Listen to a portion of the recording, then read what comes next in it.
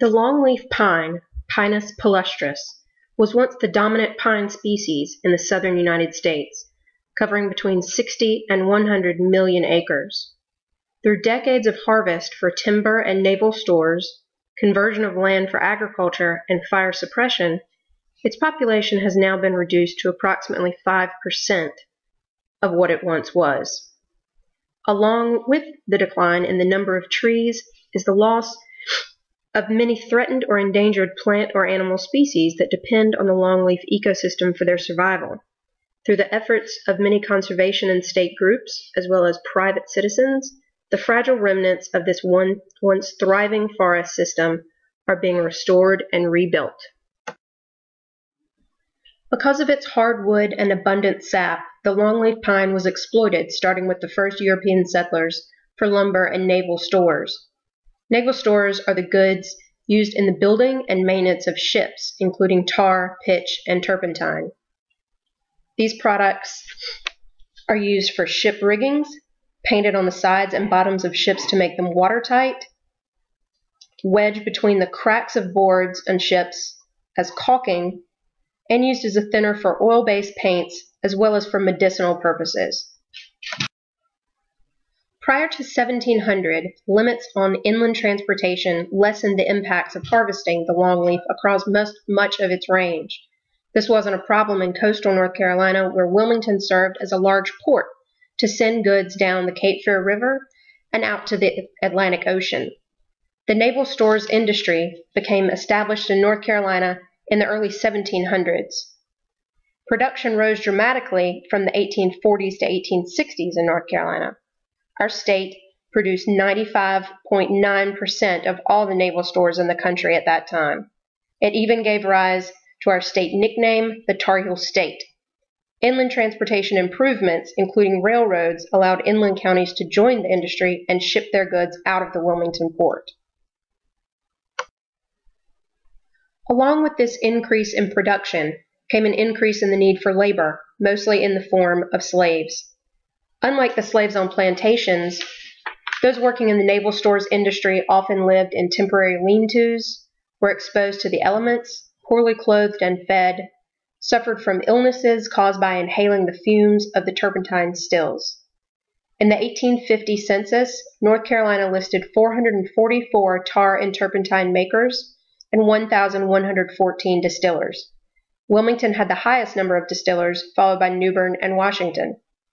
At the end of the Civil War, the naval stores industry in North Carolina declined quickly.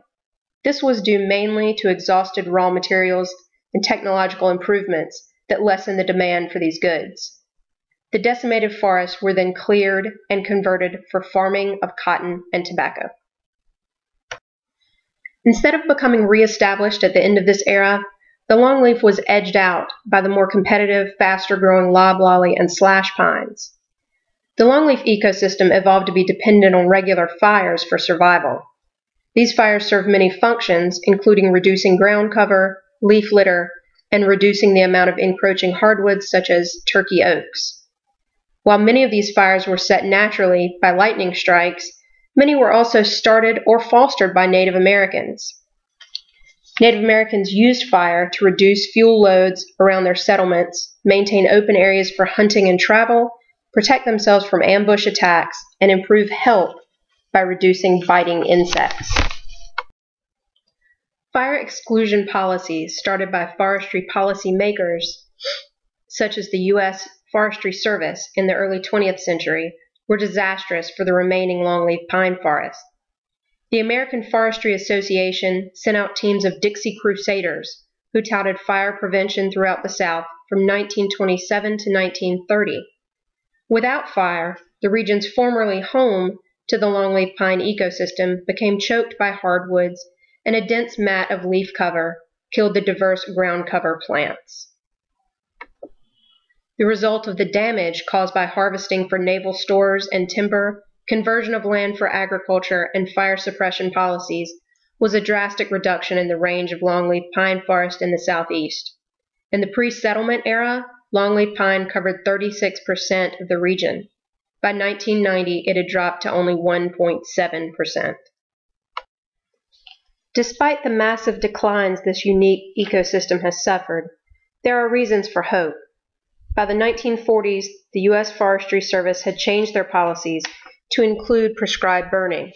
This was mainly to reduce fuel loads and prevent wildfires, but it had the added benefit of reintroducing fire to longleaf forests. U.S. Fish and Wildlife Service has initiated habitat restoration projects on more than 1,300 acres in several states. Carolina Beach State Park is in an area once dominated by the longleaf pine ecosystem. It was cleared for naval stores and timber being shipped out of the nearby Wilmington port, as well as for military purposes during the Civil War.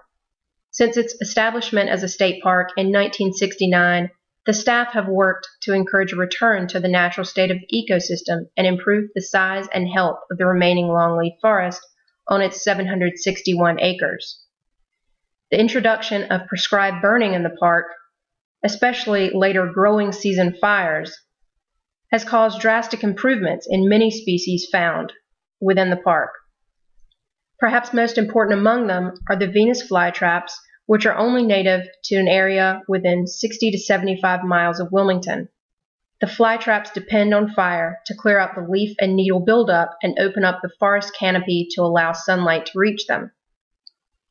Two animal species that have also made a marked improvement are the fox squirrel and northern bobwhite. Both species prefer an open savanna type of habitat. The bobwhite uses wiregrass for its nest.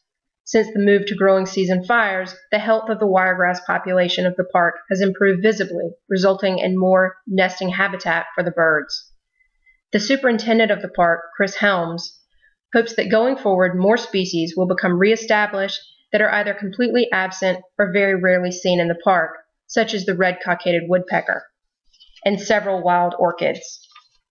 The restoration of other large tracts of forest across the Cape Fear River at Orton Plantation and Brunswick Town should help provide corridors for wildlife to move into these areas.